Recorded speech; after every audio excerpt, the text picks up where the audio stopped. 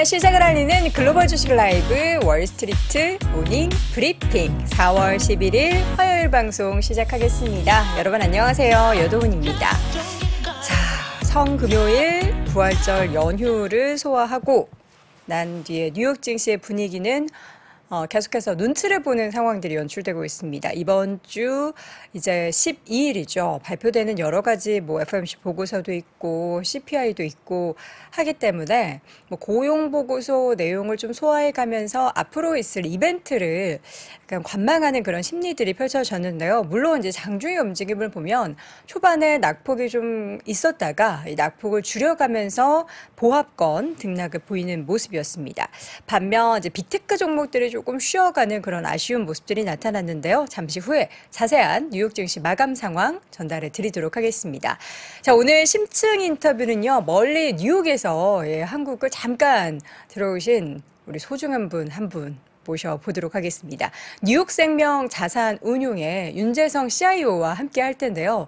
우리 여러분들이 미리 다른 매체를 통해서 만나보신 분도 계시겠지만 저희 또 3프로TV에는 처음 초대하는 분이기 때문에 잠시 후에 최근에 이제 월가에서 계속해서 시장에 경고에 나서고 있죠. 좀 조심해야 한다. 지금 상황에서의 투자는 우리가 너무나 좀 희망회로만 돌리면 안 된다. 이런 얘기들을 하고 있는데 과연 이분은 어떻게 바라보고 계실까요? 잠시 후에 만나보도록 하겠습니다. 또 오늘도 월가의 소식은 미국 주식에 미치다 이항영 전문위원과 함께 이야기 나눠보시죠.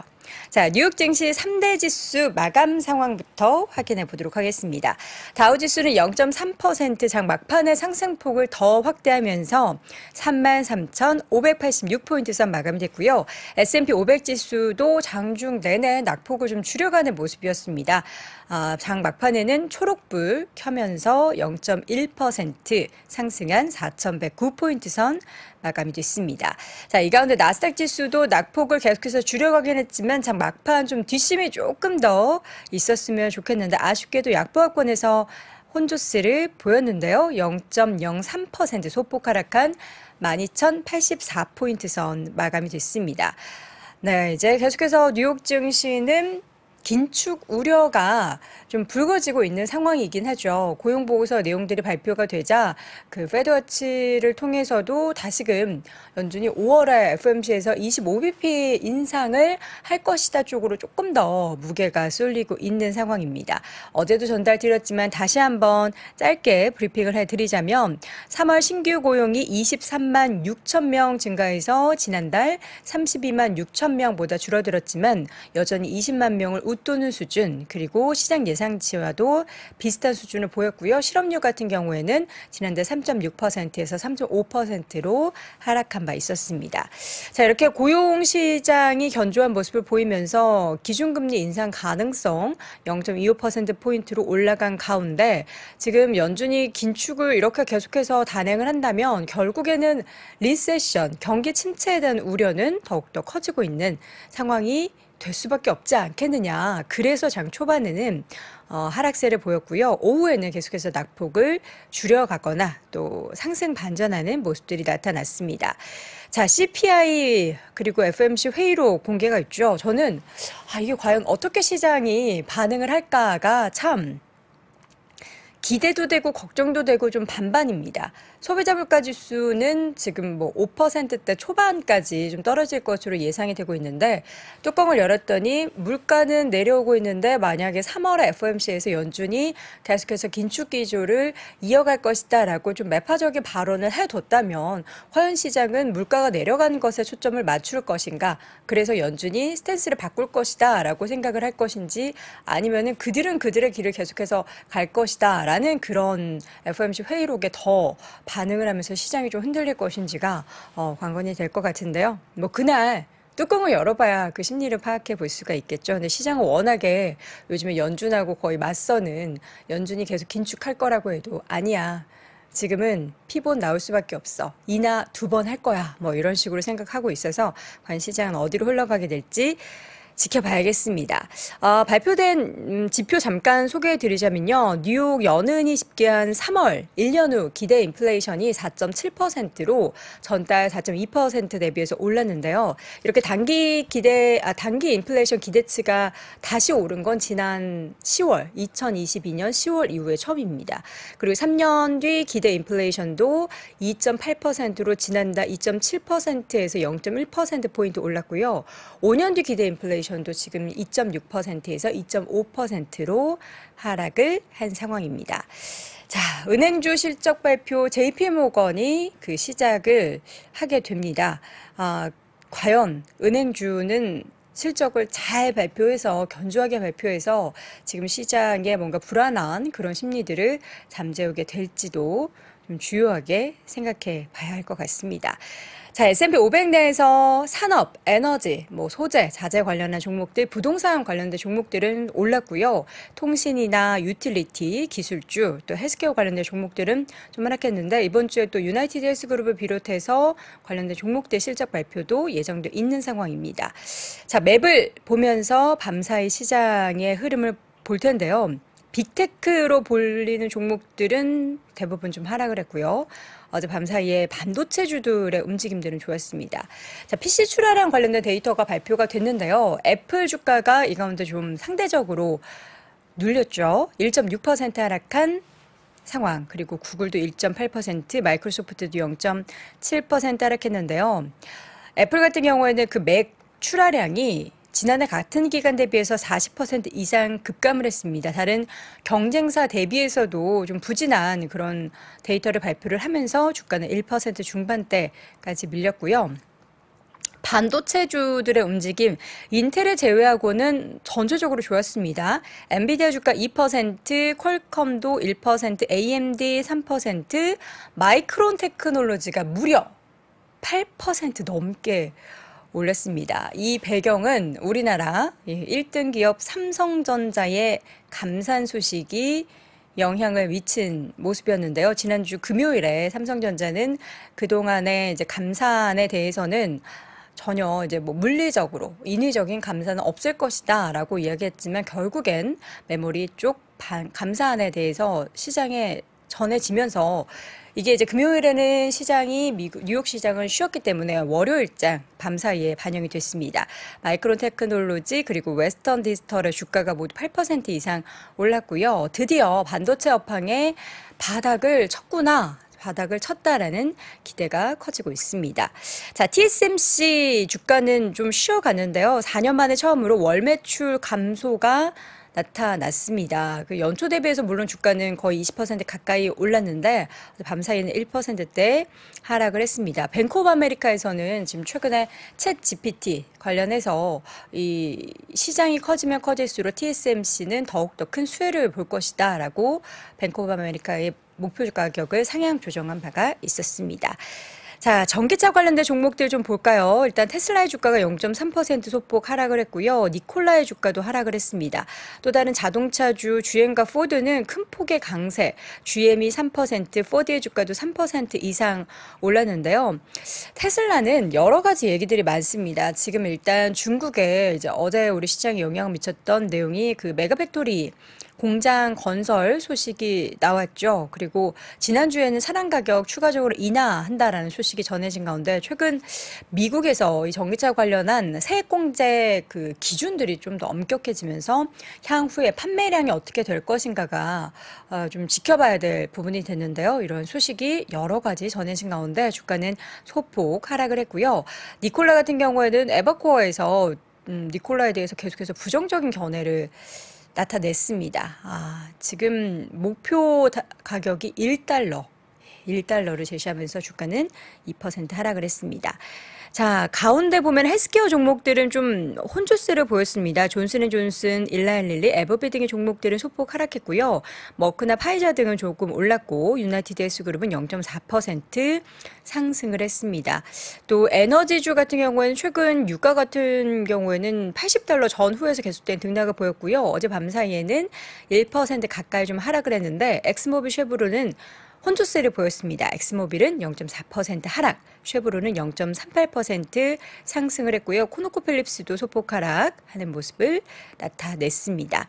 자, 금융주도 좀 혼조를 보였죠. 뭐 카드사들, 마스터카드는 좀 쉬어갔고 비자는 조금 올랐는데 종목 중에서 하나를 보자면 퍼스트 리퍼블릭 은행의 주가 우선주에 대한 배당을 일시 중단한다라는 소식과 함께 초반에는 좀 밀렸는데 장 막판에는 다시금 낙폭을 줄여가면서 소폭 상승 마감을 했고요.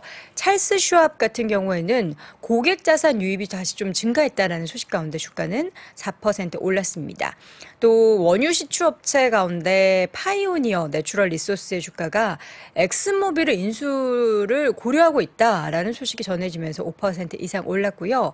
블락 같은 경우에는 시장에서 KBW에서 아웃퍼폼에서 시장 실적으로 하향 조정을 나타냈습니다. 투자 의견 하향 소식과 함께 주가는 2% 하락을 했습니다.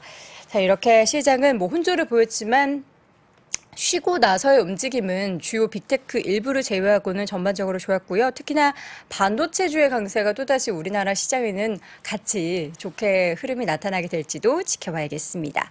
자, 잠시 후에는 심층 인터뷰 함께 이어가 보도록 하겠고요. 뉴욕생명 자산운용의 윤재성 CIO와 함께 들어가겠습니다.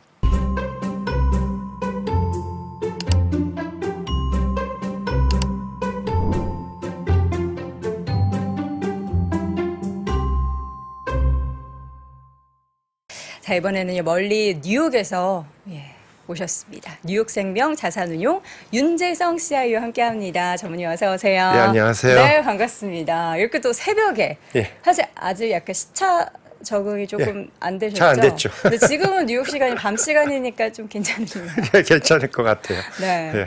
오늘 또 주말에 왔어요. 처음으로 저희 3프로TV 함께 해주셨는데 우리 시청자분들께 인사 한 말씀 부탁드립니다. 안녕하세요. 저는 뉴욕에서 온 뉴욕 라이프 자산운용 CIO 윤재성입니다. 네. 안녕하세요. 일단 말씀하실 내용이 있죠. 제가 슬라이드를 몇 개 준비했고요. 그 전에 저 회사가 말을 하고 시작하라 그래서 양해를 구할게요. 네. 이거는 윤재성의 뷰지, 오피니언이지 회사 오피니언은 아니고 네. 윤재성은 돈 받고 이런 시험 못한다 말씀드리고 그리고 네. 한 가지 이건 제가 더해서 말씀드리면은 네. 저는 제발 큰 그림으로 갑시다고요. 네. 당연히 데이 트레이딩도 돈 버는 스트래티지만 제가 말씀해 드리는 거는 그분들한테는 도움이 안 됩니다. 네. 우리 또 상무님께서 전무님께서 얘기해 주시는 네. 그런 뷰 같은 경우에는 이렇게 단기적인 흐름보다는 좀 거시적인 중장기적인 흐름에 대해서 말씀을 드린다라는 네. 거고 또 우리 영어가 사실 더 편한 분이시라서 여러분들이 조금 양해를 해주시면 좋겠습니다. 저도 이제 오늘은 정신 더 바짝 차리고 함께 인터뷰를 진행해 보도록 하겠습니다. 준비해 주신 이제 내용부터 좀 볼 텐데요. 네. 제목이 제가 제대로 해석한 건지 모르겠습니다. 지금 시장은 험난한 바다에 놓여 있고 우리는 지금 탐색을 좀 해야 된다. 예. 뭐 이런 전 직독직기밖에 안 해가지고 그렇죠. 맞는 제목입니까? 그렇죠. 제가 작년부터 좀 bearish하게 보고 네. 다른 유튜브도 하는데 네. 제가 사고팔구를 좀 했어요. 작년에는 제가 2021년 9월 달부터 나와서 작년 9월 달까지는 사고팔구 몇 번 했고 그것도 네. 과목을 섹터를 별로 태극 처음 그때부터 안 좋게 생각했고 그때는 안 좋았고 기술주는 안 좋았고 반등해서 뭐 금년에 와서는 뭐 반등했다고 뭐 좋아하시는데 네, 작년에는 안 계속 좋았죠? 꾸준히 안 좋게 생각하고 다른 과목 네. 뭐 에너지 뭐 주식도 S&P로 네. 사고팔구 몇 번 했는데 네. 작년 9월 달부터 경제가 좀 안 좋은 그림이 보여서 미리 좀 일찍이죠. 그때부터 4,250에 마지막 팔고 그 후로는 거짓말 안 건드렸어요. 주식을. 예, 주식을 네. 과목 몇 개, 메타 뭐 이런 네. 거 너무 싼 거 빼고는 안 건드렸어요. 그리고 네. 채권, 금 이런 쪽으로 많이 돌려서 트레이딩을 했어요. 왜냐? 그게 불경기 방향에서 만약에 꽝 깨져도 내 방향으로 팡 터지니까. 네. 근데 그것도 많이 올라서 다 팔았어요. 거짓 현찰로 들고 있어요. 네, 네. 그래서 요새는 별로 재미없는 사람이 됐어요. 이런 방송에 나오기는. 근데 솔직히 작년 9월에 4,250에 팔아서 현찰 갖고 있으면 한 4,350이 저한테는 브레이크 이븐이에요. 그쵸. 그래서 너는 돈도 못 벌었네. 뭐 그렇지도 않아요. 이미 이제 그래서 그 수익을 내신 후로는 거죠? 금, 채권 다른 걸로 돈을 벌지 주식으로는 별로 메타 산 거 빼고는 거짓 산 게 없어요. 네. 작년에 저도 다른 매체를 통해서 네. 우리 전무님께서 네. 메타를 매매를 하셨다. 이건 네. 너무 싸다. 이 얘기를 하셨을 네. 때, 개별적인 종목에 대해서 저렇게 강력한 뷰를 제시하시다니 하면서 왜냐면 놀랐는데. 너무 싸니까. 네. 이거는 버트마 파는 사람이 아니라서 주식을 감히 막 이거 여기서 사라 저기서 팔라는 못하고 네. 얼마나까지 내려가면 덫을 넣고 이렇게 싸니까 이거는 손해 없이 그냥 갖고 있어도 되겠다. 네. 근데 그렇게 막 깨질 때는 3번, 저는 꼭 3번 나눠서 산다. 근데 한 번밖에 못 샀어요. 그리고 솔직히 테슬라도 네. 내가 80불 그것도 찍었는데 100불까지 가더니 거기서 멈추고 막 반등해서 200불 가더라고요. 네. 뭐 하여튼 나는 덧 넣고 가치 투자가라서 내 가격에 못 올 확률이 높아요. 그렇게 네. 택 같은 건. 그러니까 정말 이것은 그 밸류 대비해서 가격이 너무 싸졌다 싶었을 때 그쵸. 개별적인 종목에 네. 대해서 적극적인 매수를 그쵸. 하시는데 네. 시장 전체를 두고 봤을 때는 아까 준비해 주신 자료를 보면은 네. 험난한 그렇죠. 바다다라고 네. 표현하신 건 지금 상황이 그렇게 그렇죠. 좋지는 않은 좋지는 거죠. 않아요. 그리고 솔직히 작년 9월에 메타만이 아니라 중국 주식도 네. 똑같은 컨셉으로 스페큘레이티브 버켓에다 놓고 사도 된다. 또 말씀드렸어요. 근데 저희 회사 입장에서는 뉴트럴하지만 왜냐하면은 미국 투자가에서 언제 미국 정부가 중국을 경제적인 공격을 해서 이거 못 사, 저거 못 사, 이거 하지 마 그것 때문에 뉴트럴로 갔지만 내가 투자가분들한테는 네. 스페큘레이티브 버켓에 넣고 사도 된다. 그 말도 했어요. 중국에 대해서는 그럼 지금도 같은 지금은 조금 조심스럽죠. 많이 떴으니까 그 후로. 그렇지만 아예 지금 세계 주식을 보면은 그래도 제일 괜찮게 보이는 게 중국이죠. 근데 여기서도 내가 조심스럽게 말씀드리는 게 요번 중국 리커버리는 컨슈머 리커버리죠. 응? 코비드 락다운이 끝나서 시민들이 이제 돈을 쓰는 시대지 다시 건축 이런 컨스트럭션 이런 네. 쪽으로는 아니에요. 그래서 한국 수출 주식 과목 중에 조심히 보고 사세요. 그 중국의 5% GDP가 그 전에 10%대는 반이 컨슈머고 네. 나머지 반은 건축 뭐 이런 그쵸. 이런 거였는데 요번에는 5% 예상해서 거진 다 컨슈머 계통이에요. 그래서 그걸 조심히 보고 사야지 네. 그냥 그때 괜찮았으니까 지금도 괜찮았지가 아니에요. 지금 그러니까 중국의 리오프닝 뭐 얘기하면서 굉장히 시장을 중국 쪽을 보고 있는데 이전에 중국이 리오프닝 하게 되면 물론 소비도 좋지만 컨슈머도 좋지만 뭔가 그 뭐라 그러죠? 인프라 투자나 이런 네. 쪽을 굉장히 많이 관심을 가졌는데 지금은 인프라는 아니에요. 인프라 쪽은 아니고 아니죠. 소비 쪽을 그렇죠. 더 집중해서 봐야 예. 한다라는 아이디어를 주셨습니다. 예. 최근에 그 페드에서 금리 인상이 사실 작년부터 쭉 있었는데 지금 보면은 과거 역사상 히스토리컬하게 보면은 이렇게 빠르게 금리를 그쵸. 가파르게 올랐던 그럼 적은 슬라이드를 갈까요? 네, 보도록 하겠습니다. 고마워요. 자료 내용 보면은 이렇게 빠르게 인상했던 적이 없었잖아요. 그렇죠. 그래서 제가 큰 그림으로 네. 빨리 그림이 네네 설명을 들어보도록 하죠. 그림이 그 말보다 더 효과가 있으니까 그쵸. 한눈에 보이잖아요. 이게 1970년 후로 페드가 이자 올린 걸 다 모아서 0에서 시작해서 보면은 2022년, 23년도가 이렇게 빠른 속도로 짧은 시간에 올린 적이 없어요. 그 말씀 방금 하신 거죠. 네. 그리고 다음 페이지는 인플레이션이 빨리 올라가면 빨리 내려온다는 말도 있어요. 그리고 그 말이 틀리진 않아요. 그래서 근데 왜 지금 페드가 무슨 말을 하냐를 뜯어보려면 이걸 반으로 나눠야 돼요. CPI를 Flexible CPI, Sticky CPI. Flexible CPI 포함되는 건 기름. 기름은 빨리 올라가서 빨리 내려오고 뭐 flexible은 빨리 내려오고 있어요. 근데 이 sticky는 housing, 주택, 렌트하고 wage인데 이거는 지금 꼭지가 보이고 꺾이는 게 보여요. 근데 이 차트를 보면은 아직 안 내려오고 있어요. 그래서 페드가 이거를 걱정해서 지금 이자를 못 내리고 있어요. 네. 그래서 지금 CPI가 내려오는 게 다 맞아요. 근데 이 flexible CPI 기름도 제가 한 불경기대 한 60불, maybe 50점 뭐지만 60불을 유지할 수 있다. 그 정도는. 근데 지금 69불 갔더니 오펙이 어떻게 했어요? 감산했죠. 그렇죠. 밀리언 배럴, 100만 배럴 빼서 네. 기름값이 지금 80불로 그쵸, WTI가 올라갔죠. 80불로 올라가 있어요. 네. 그러면 이 flexible inflation도 다시 올라갈 거예요. 그래서 flexible inflation은 reliable하지가 않고 Fed가 원하는 이 sticky inflation도 내려오고 있는데 방향이 너무 천천히니까 그래서 연준이 빨리 못 내린다는 거를 마켓이 안 믿는데 이때까지 안 믿고 틀렸어요. 연준이 아직까지는 버티고 있어요. 네. 오케이. 그리고 이거는 페드의 그 지금 이때까지 올린 거랑 앞으로 어떻게 할 거라고 마켓이 예상하는 그림이에요. 네. 이 점점점이 뭐야? 점점 내리게 된다. 내리게 된다인데, 그쵸? 그 latest죠. 그러니까 그 오렌지 색깔이 네. Q4고 네. 점점점이 지금인데. 네.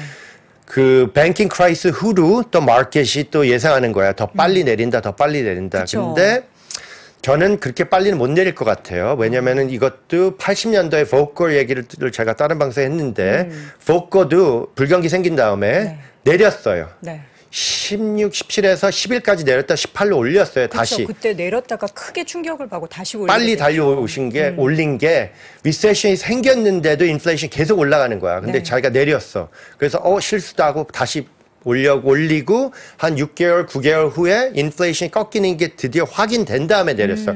그래서 요번에도 연준이 리세션이 제가 보기에는 2분기가 GDP가 0 될 것 같아요. 네. 그리고 3분기부터 네게티브인데 살짝 네게티브니까 리세션이 심한 거 아닌 건 이렇게 보일 거고 인플레이션이 적당히 어떻게 스티키 인플레이션이 꺾이는 걸 확인한 다음에 내리기 시작할 거라서 저도 리세션을 예상하니까 연준이 연말에 내릴 것 같기도 해요. 근데 100bp를 내린다고 그거는 좀 아닌 것 같아요. 아직은. 100bp는 100bp는 뭐 4번이든 뭐 급속도니까 그것도 불경기가 심하면 가능해요. 네. 근데 심한 불경기가 아직은 안 보여요. 실질적으로 그쵸. 미국의 경기가 완전하게 정말 리세션에 깊게 들어가지는 않을 않는다. 것이다. 그거를 예상하고 주식도 버티는 거 아니에요. 그래 봤자. 네. 근데 리세션이 생기면은 이런 말이 있어요. rabbit hole? 응? rabbit이 뭐죠 한국말로? 토끼? 토끼의 구멍에 들어가면은 네. 어디로 나올지는 모르죠. 들어가 봐야지 된다. 그쵸. 그런 말이에요. 네. 그러고 왜 페드가 연준이 sometime maybe 올릴까 말까 고민을 하냐. 저는 작년부터 5.5를 들고 갔는데 네. 5.5 가려면 2번 더 올려야 되는데 네. 제 예상에도 한 번 더 올리면 말 것 같아요. 그래서 5월은 올릴 것 같고 가능성이 높고 제 입장에서는 그러고 말 것 같은 게 은행들이 생각보다 벌써 이게 랜딩 스탠더드 돈을 빌려주는 거를 올라갈수록 덜 빌려주는 거예요. 기준이 더 강화된 거죠. 네, 그쵸. 대출 기준이. 근데 이게 벌써 약해지고 있었어요. 랜딩이. 네네. 근데 이제 뱅킹 크라이시스가 생기고 이게 더 급속도로 랜딩이 줄어드는 게 보여요. 벌써 한 달 만에. 그러면은 이것 때문에 페드가 들어올려도 된다는 생각을 할 것 같아요. 근데 5월 한 번 더 올릴 것 같고. 네. 그렇게 저는 가고 있어요. 그리고 이 슬라이드가 큰 그림으로 중요한 건데 네. 미국의 경제는 그리고 GDP의 definition도 government spending, manufacturing, service, consumer가 다 포함돼요. import, export는 따로 있고. 네. 그런데 경제를 보고 왜 작년부터 불경기가 보이냐면 manufacturing은 솔직히 작년 9월달, 10월달부터 약해지기 시작하고 fourth quarter부터 contraction. 50 밑으로 가고 있었고 네. 이제 서비스도 꺾였고 그래서 지금 뉴스의 서비스 PMI도 안 좋다. 그리고 지금 남은 게 profit margin이에요. 네. 근데 profit margin도 뭐 모건 스탠리 이런 데는 경고가 뭐 일찍 나왔고 이번에는 골드맨도 7% 그쵸. 계속 줄어든다. 경고하고 있죠. 이렇게 되면은 이제 드디어 profit margin도 꺾여요.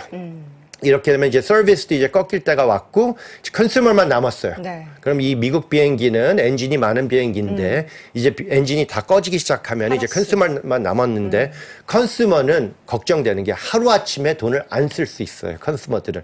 매니팩처링 이런 건 천천히 꺾이고 서비스도 천천히 끈적끈적하게 꺾이는데 컨슈머는 하루아침에 안 쓰면 끝이에요. 오늘 돈 안 쓸 거야 하면은 이제 지갑 닫는 그렇죠. 거죠. 근데 이게 왜 언제 그런 일이 생길까? 회사가 직원들을 단축? 자를 때. 오케이, Fire. 자르면은. 근데 그게 오기 시작하는 네. 게 profit margin이 없으면 자를 수밖에 없어요. 그쵸. 근데 그 그림이 지금 디즈니도 시작했고 오기 시작해요. 그럼 서서히 지금 도미노처럼 이어지는데 그쵸. 저 마지막 도미노가 이제 무너지기 시작하면은 경기는 어쨌든 꺾일 수밖에 없다. 근데 그 그렇죠. 경기에 꺾이는 정도가 우리는 너무 심각한 리세션이라기보다는 그렇죠. 강한 리세션이라기보다는 좀 약하게 어쨌든 약하게. 살짝 예. 리세션은 올 수밖에 그렇죠. 없는 것이다. 그리고 한 가지 더 재미있는 건 이 차트는 2019년에 만든 차트예요. 그러니까 2019년 중반기에 제가 한국 와서 그때도 불경기가 보인다 근데 확인이 안 된 게 코비드가 터졌어요. 그쵸. 코비드가 터져서 불경기가 보였는데 정부가 그때 이거는 health risk. 네. 사람들이 실수한 게 아니라 health risk라서 돈을 어마어마하게 뿌렸잖아요. 그쵸. 미국만이 아니라 전 세계가. 그래서 다시 다 회복을 시켜나갔고 아직은 지금 그때만 해도 그때 이 경제가 미국의 역사상 제일 길게 가다가 잠깐 헬스케어 리스크로 꺾였다 회복한 거예요. 네. 그래서 그거 빼면은 지금 계속 진행하는 거예요. 14년 동안. 네. 오케이. 네. 그리고 이게 그 역사상 미국의 리세션을 다 70년대 후로 다 보여드리는데 소프트 랜딩을 기대하시는 분들을 위해서 제가 말씀드리는데 네. 소프트 랜딩이 한 번은 가능했어요. 94년도에. 근데 그 전에는 다 리세션이었어요. 그리고 젊은다는 게 40대도 네. 진짜 ordinary recession을 못 봤어요. 왜냐? 그쵸. 거꾸로 가면은 코비드는 당연히 다 아시고 global financial crisis는 recession인데 너무너무 위기였어요. 이거는 recession이 아니에요. 위기였어요. 2008년.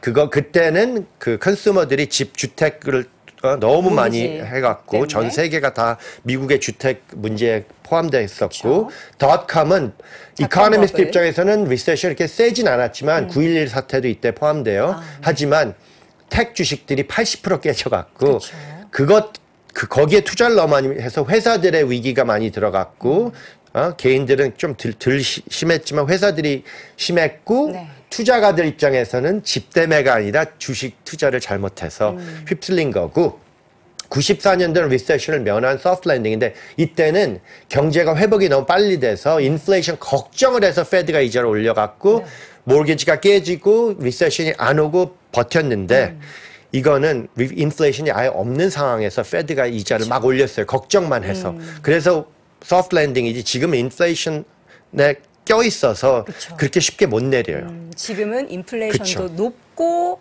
경기에 대한 것도 좀 불안하고 하기 때문에 쉽게 금리를 내릴 수가 없다. 그리고 ordinary recession이 뭐냐? 이제 내가 지금 앞으로 예상하는 게 89, 90년을 가야지 그게 보여요. 89년, 90년. 예. 네. 이 early 90s recession, hawkish Fed, credit crunch 그때도 credit crunch가 지금도 예상되고 그때도 있었는데 이게 ordinary recession인데 이거를 겪으려면 저도 못 겪었어요. 저도 이때 학교 다니고 있었어요. 잘 경험할 수 없는 시기죠. 진짜로 ordinary recession을 보려면 진짜 좀 나이가 드신 분한테 지금 한 60줄 정도 되셨으면 이제 기억하실 그 거예요. 정도로 지금 역사상 좀 심한 recession이 왔고 soft landing이 한 번 있었어요. 네. Anyway, 계속 갈게요. 근데 이번에는 왜 recession이 그렇게 shallow한가, 그러니까 ordinary인가 하면은 왼쪽에 household, 미국의 일반인들의 debt, 빌린 돈이 이자를 낮게 몰개지를 해서 코비드 덕분에 그렇게 심하지 않아요. 그러니까 지금 보면은 좀 건전한 금융 상황이다. 그쵸. 그 이자율이 낮기 때문에. 컨슈머 문제가 생겨서 이제 리세션 생기는데 왼쪽 보면은 컨슈머들은 괜찮아요. 빌린 돈이 그렇게 막 많이 빌리든 적게 빌리든 이자가 낮아서. 오른쪽은 회사들이에요. 회사도 그 코비드 때 돈을 더 많이 길게 빌렸어요. 그러다 보니까 interest, 빚을 내야 되는 달달이 내는 돈이 그렇게 심하지 않아서 그렇게 아직은 타격이 안 보여요. 이것도 이제 이자도 그렇고 총 그 전체 자산에서 부채 비율 자체가 그렇게 높지 않은 수준이다. 그래서 타격을 많이 안 받을 건데 조그만 회사들, 중소기업들은 좀 다르죠. 왜냐면 큰 회사들은 10년, 20년 빌릴 수 있어요. 디즈니는 100년까지도 빌렸어요. 90년도에. 지금은 아니지만 그렇게까지 길게 빌릴 상황이 되는 큰 회사들이고 중소기업들은 회사 규모가 작으니까 은행들한테 빌리고 플로팅, 한국같이 변동 빌려야 돼요. 변동금리로? 근데 이자를 막 올리니까 조금 더 힘들어요. 그렇죠. 오케이. 그러고 이거는 은행 그냥 잠깐 보여드리는데 은행의 지금 뱅킹 크라이시스 때문에 디파짓들이 꽝 떨어졌는데 지금 스테이블해요. 그래서 그걸 지진이라고 제가 표현을 했는데 네. 이 지진이 생겼는데 또 있냐? 지진이 생기면 여진이 없을 순 없고 있을 건데 이게 얼마나 심하냐. 이제 페드랑 트레저리 정부가 준비가 돼 있으니까 뭐 한두 개 더 망가지면은 제가 보기에는 그게 조금은 문제를 일으키겠지만 그렇게 만약에 여진이 생겨도 크게는 더 이상 걱정은 안 해도 되지만 여기서 제일 중요한 건 아까 보여준 랜딩 스탠더드. 은행들이 조심스러워서 이제 돈을 빌려주는 걸 줄여요. 그렇죠. 더 기준을 강화해서 예. 점점 더 그리고 이 M2는 사람들이 그렇게 별로 안 보는데 이것도 중요한 게 네. M2가 돈이 시장이 얼마나 풀려 있는지. 풀려 있는지 그죠? 그러면 이 M2가 코비드 때 28%까지 찍었어요. 엄청 많이 풀렸죠. 그렇죠? 그리고 지금은 first quarter는 마이너스 5를 예상해요. 계속 긴축되는데 긴축도 높은 자리에서 긴축해서 아직은 큰 그림으로 봐서는 아주 높죠. 그렇게 막 심하진 않지만 방향이 심해요. 약간 이렇게? 방향성은 꺾이고 있다. 지금부터는 그래서 이것도 조심히 지켜봐야 된다는 네. 거고 아직은 그리고 commercial real estate 주택 loan 상업용 주택. 이거를 제가 작년부터 뭐 상업용 부동산. 물어보더라고 어디서 깨지냐 어디서 그래서 네. 예상으로 commercial real estate가 문제 아닐까 여러 가지 의미로 코비드 전부터 그 미국의 리테일 몰 같은 거는 망가지기 시작했어요 네. 인터넷 때문에 네. 근데 commercial도 work from home이 아직도 미국은 안 끝나는 바람에 여기서 그 commercial real estate, physical이든 이렇게 대체 투자든 네. 그게 조금 힘들어지는 게 보여요. 상업용 부동산 얘기가 최근에 많이 나왔는데 그쵸. 어쨌든 이제 근데 작년부터 이게 일반 주택보다는 보였어요. 그쵸. 근데 내가 이렇게 설명을 드렸어요. 뉴욕 중심으로. 이것도 그렇게 막 다 나쁜 것도 아니다. 근데 이거를 나눠서 봐야 되는 게 제일 좋은 뭐 허슨 야드 미국의 허슨 여행 가신 허슨 야드 보면은 너무 좋아요. 커머셜이라도 네. 다 글로 몰려요. 다 꽉꽉 차 있나 그렇죠. 보죠. 그리고 뭐 완 밴더빌트 한국 분들도 투자하신 것 같더라고요. 거기도 좋아요. 세도 좋아갖고 너무 매력적인데 Third Avenue 가 보시면은 그쪽은 뭐 투어리스트 분들이 가볼 일은 없지만 한번 가보세요. 7, 80년도, 90년도까지 진 커머셜 네네. 빌딩들. 그거는 이제 5년 후에는 커머셜이 아닐 가능성이 꽤 높아요.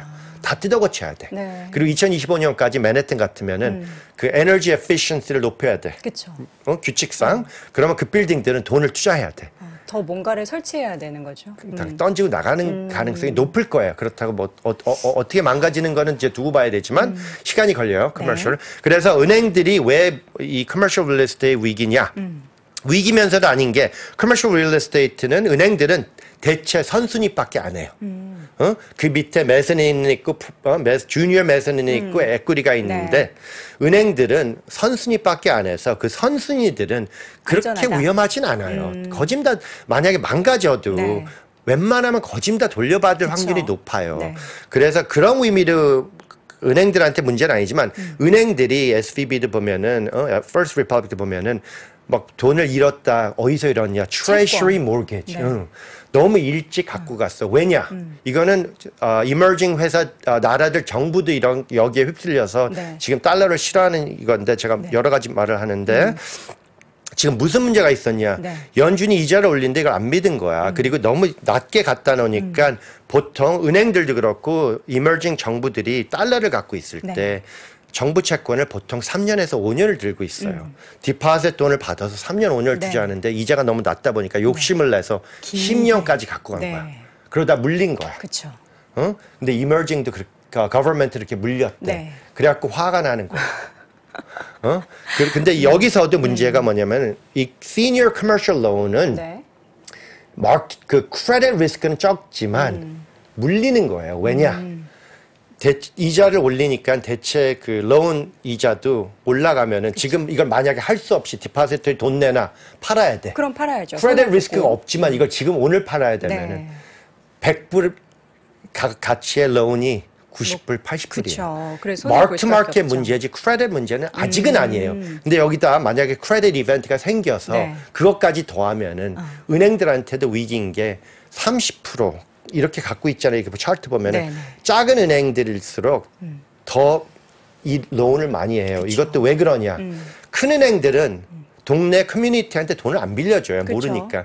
그래서 커뮤니티 은행에 미국의 큰 역할을 하는 것 중에 하나가 돈 빌려주는 그쵸, 거예요. 지역은행. 그래서 크게 갖고 가서 크게 물린 거예요. 네. 이래서 좀 concentration risk 위험이지 그렇다고 이런 론이 문제가 아니에요. 제가 걱정하는 거는 시니어가 아니고 선순위가 아니고 그 밑에 있는 거. 후순위로 돼 있는. 선순위가 90불 받으면은 후순위는 받을 게 별로 그쵸. 안 남아요.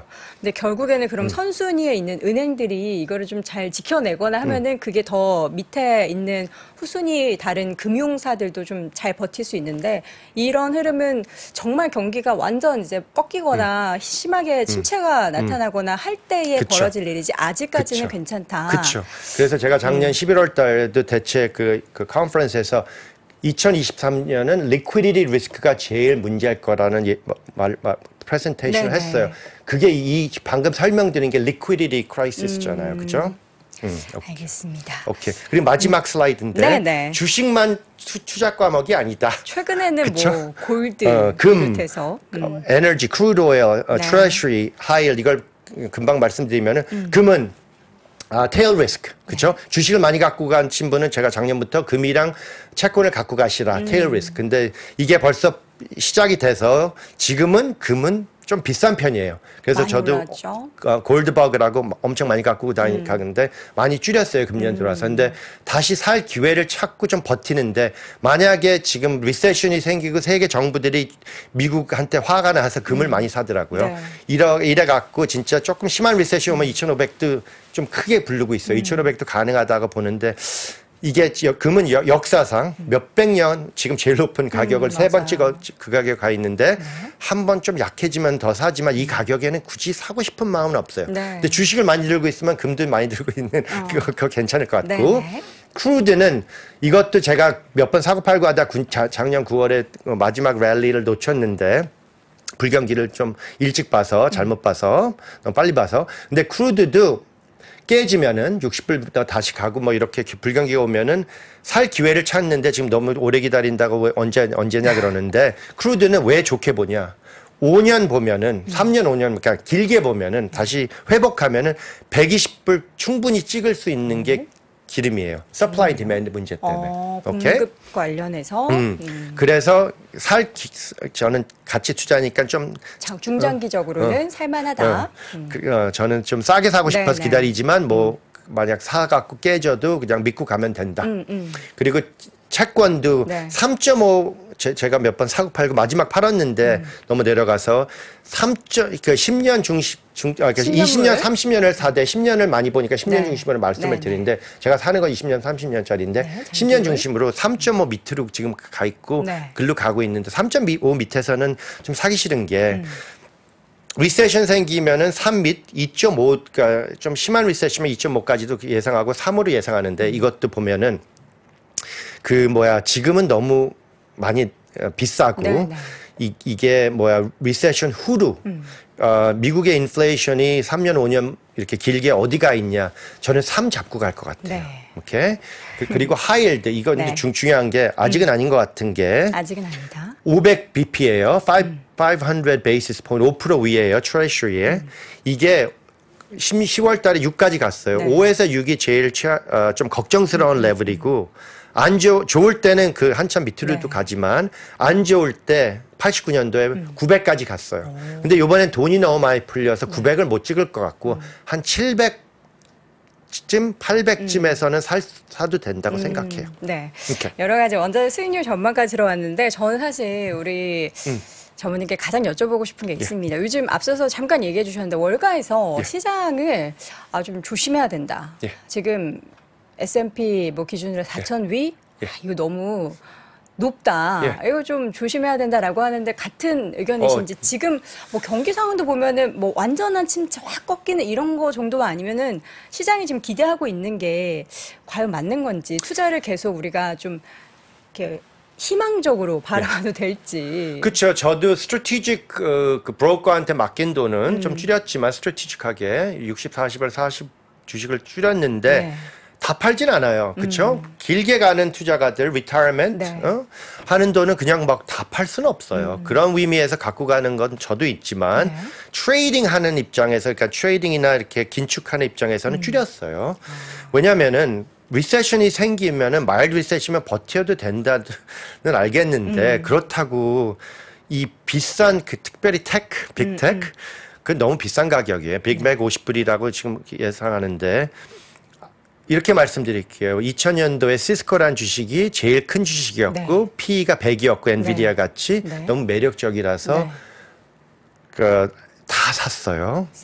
시스코라는 주식 100이었어요. 엔비디아가 지금 60, 70일 거야. 그러니까 엔비디아가 원타임 코스트 그거 들어가서 100인데 그거 빼면 한 60 뭐 이렇게 될 거예요. 그래도 비싸요. 이렇게 되는데 AI가 당연히 좋고 희망이 있지만 시스코도 그때 라우터가 희망이 있다 그래서 평생 이거는 계속 커진다. 아직도 그 가격 못 찾았어요. 22년 후에. 그러니까 빅텍 80% 깨졌고 그래서 조심스럽다는 예상이 나는 게 그냥 길게 그냥 끝까지 갖고 가는 것도 인덱스로 가면 괜찮은데 인디비주얼 주식이 그렇게 끝까지 테크 간다. 쪽으로만 집중한 투자는 조금 아니죠. 그리고 그때 2000년도에 빅테크 마이크로소프트 빼고는 아무도 리더가 아니에요. 그리고 그때 애플은 있었는데 애플은 스티브 잡스가 나가고 나서 엄청 힘든 회사였고 인텔이 날렸어요. 지금은 보면은 오늘도 봤는데 그때 인텔한테 맨날 코피 터지던 AMD가 그래픽 디자인을 잘하고 엔비디아가 잘해서 주목이고 인텔은 오늘도 빠졌더라고요. 그러니까 인텔이 아예 미운 오리 새끼가 되는 거죠. 근데 어쨌든 미운 오리 새끼는 100조가 되는데 앞으로 100조가 될 기업 중에서는 지금 굉장히 이제 밸류가 높게 형성되어 있는 종목들은 조금 주의가 필요하다. 다는 아니라고요. 다는 아니다. 홀스 레이싱에서 AI 때문에 지금 세미컨덕터 다 오르고 있는데 다 이길 수는 없어요. 두세 개 과목은 이기고 나머지는 손가락 빨아야 돼요. 알겠습니다. 저희가 시간이 더 좀 여유가 있다면 좀 더 자세한 이야기를 편히 듣고 싶은데 아쉽게도 오늘은 여기서 보내드리도록 하겠고요. 제가 알기로는 출장을 한 2주, 3주 정도로 일정을 잡고 오셨다고. 이번에는 한국 갔다 일본 갔다 한국 다시 찍고 돌아가요. 한국 다시 찍으실 때 혹시 시간이 허락하신다면 한 번 더 저희가 모셔보도록 하겠습니다. 자, 오늘 이 시간 심층 인터뷰 함께 진행해봤고요. 뉴욕생명 자산운용의 윤재성 CIO와 함께했습니다. 고맙습니다. 예.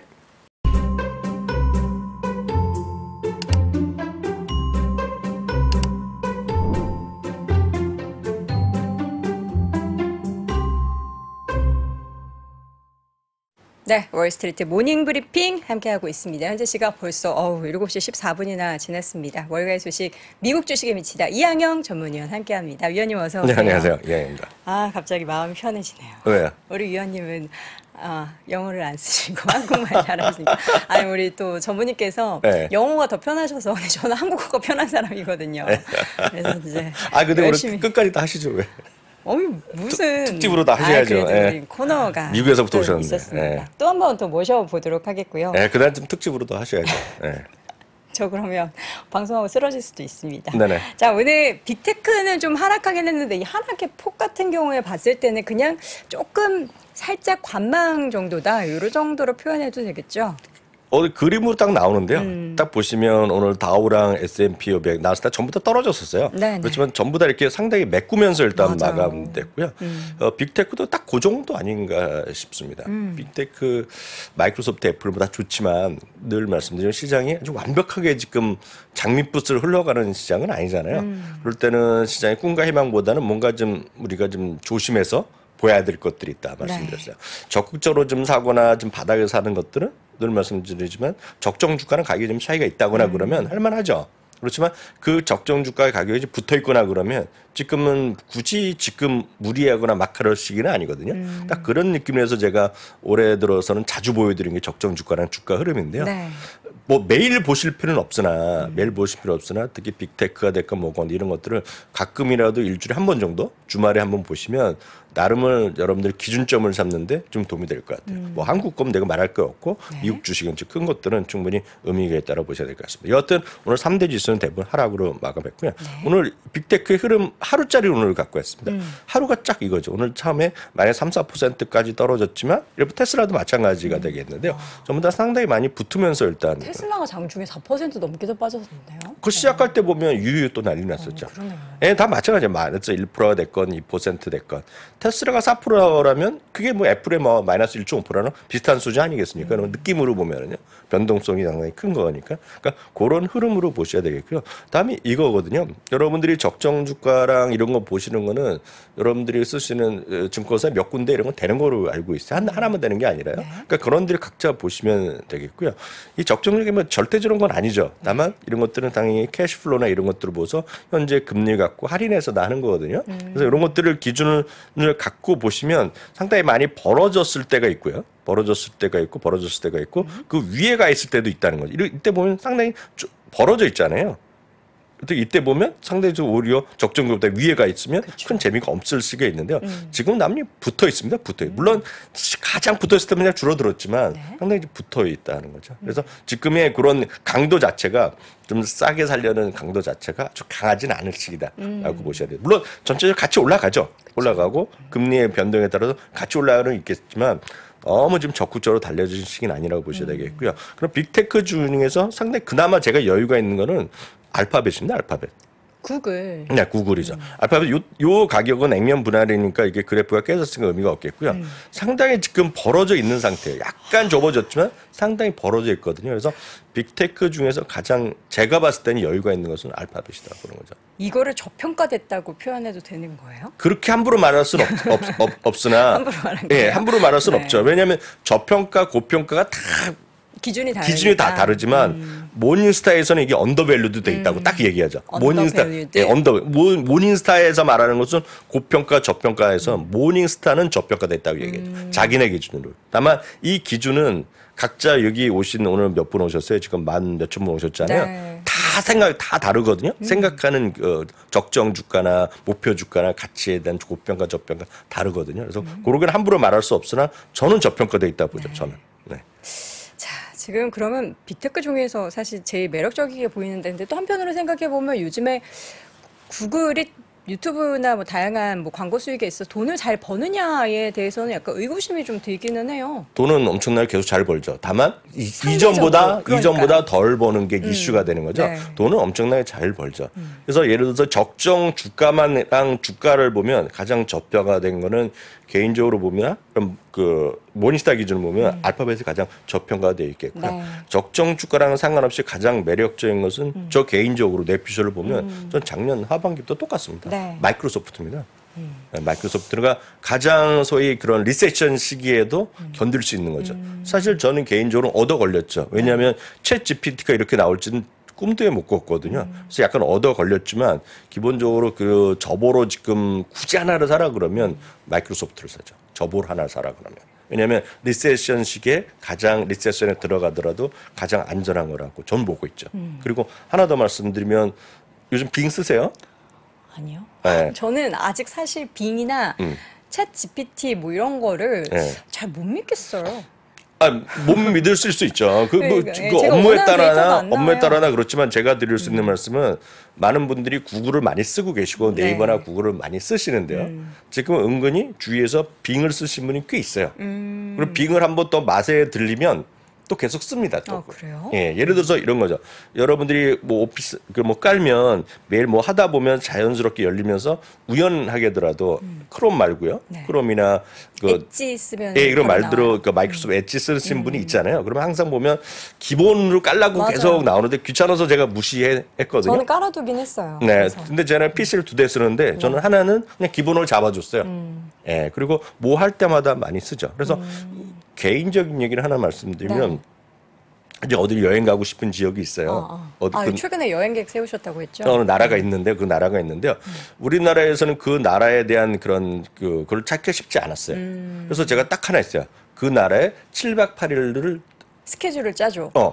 순식간에 쫙 짜줍니다. 그러니까 그런 건 잘할 것 같아요. 기존에 이제 정말 네. 이렇게 누적된 데이터를 통해서 네. 여행 계획이라든지 혹은 이제 레시피, 음식의 네. 레시피라든지 네. 이런 데이터는 많은데 네네. 최근의 데이터에 대해서 뭔가 분석을 해달라든지 뭐 이런 내용은 아직은 조금 미비한 것 같다. 그게 이제 2021년까지의 네네. 데이터를 갖고 하는 거가 챗 GPT가 있고요. 빙 검색은 약간 또 개념이 다른 거예요. 실시간입니까? 빙 검색의 그거는 약간 두 가지가 약간 다른데 써보시면 아실 것 같아요. 빙 검색에 보면 그것도 써주는 것들이 있는데 그건 네. 최근 거로 해갖고 요약도 해주고요. 예를 들어서 뭐 그래서 많은 분들이 이게 레포트가 쓰기도 편하고 이런 거예요. 그래서 말이 나온 김에 저희가 토요일 날이요. 토요일 날 월간 미주미 행사가 있거든요. 오전 10시에 시작하는데요. 물론 주말 라이브랑 같이 엮어서 하여튼 10시 전후에 시작을 할 텐데 네. 자료는 이미 다 만들어서 보고를 하고 그 승인을 받아갖고 하는 건데요. 자료 만들 때 제가 요번에 거의 대부분을 챗 GPT랑 그 빙을 이용해서 만들었어요.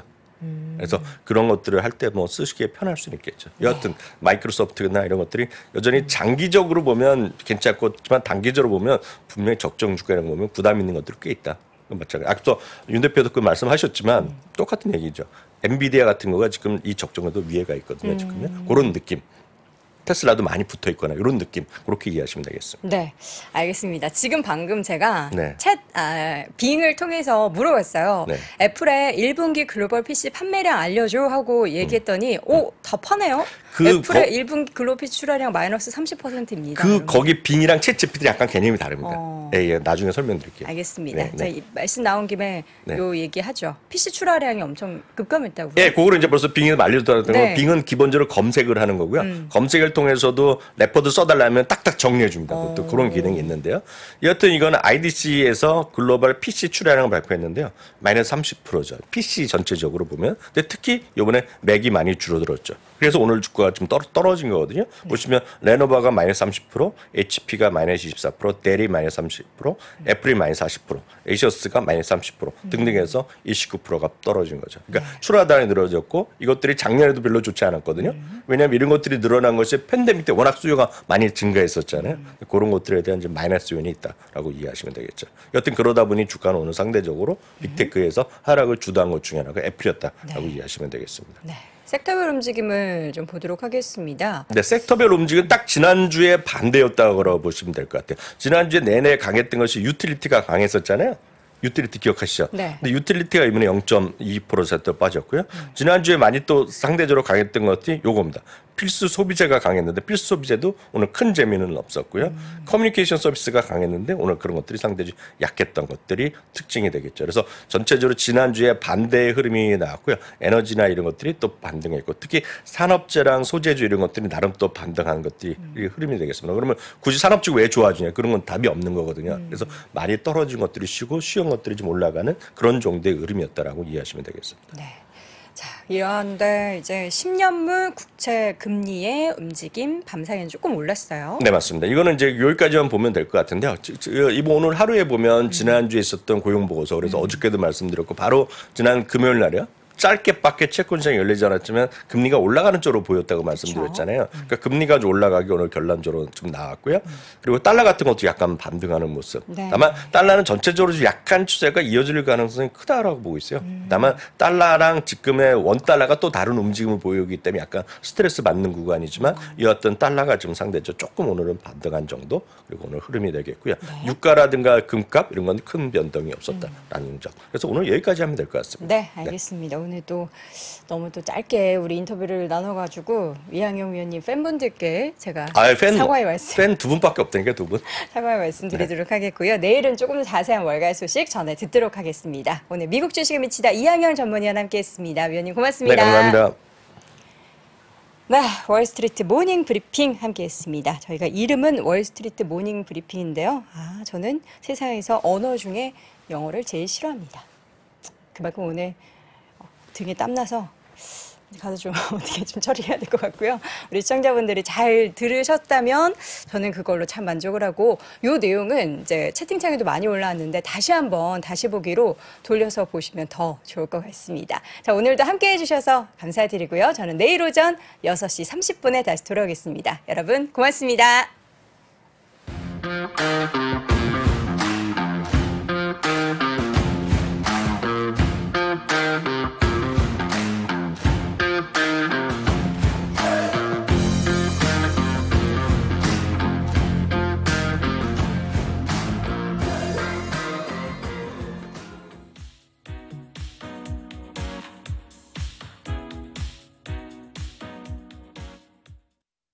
복잡하고 어렵게 느껴지는 재무제표와 용어들